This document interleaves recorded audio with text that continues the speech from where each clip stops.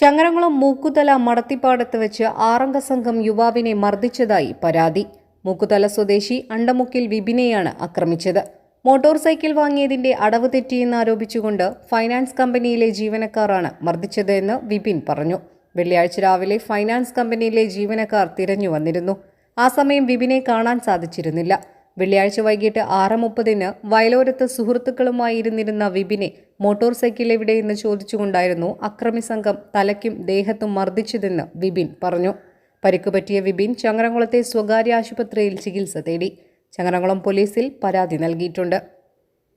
4-5 പേര് ഈ പൊന്നാനി ആൾക്കാരൊന്നും അടിച്ചു, മടത്തിപ്പാടത്ത് വെച്ചിട്ട് അടിച്ചെന്ന് പറഞ്ഞാൽ എന്ത് തലയ്ക്കടിച്ചിരുന്നു.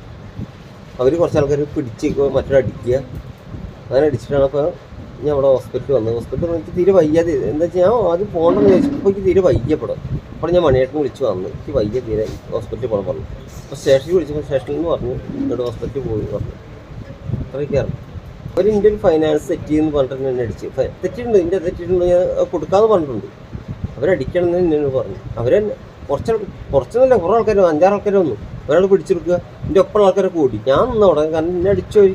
ഇന്ത്യയിലെ വണ്ടി ഞാൻ പറഞ്ഞു, വണ്ടി തരാൻ എന്ത് ഇപ്പോൾ അടിക്ക് തലയ്ക്കൊക്കെ തലയ്ക്കടിച്ചിട്ട് എനിക്ക് തല വേദനിച്ചപ്പോഴാണ് ഞാൻ ഹോസ്പിറ്റലിൽ വന്നപ്പോൾ.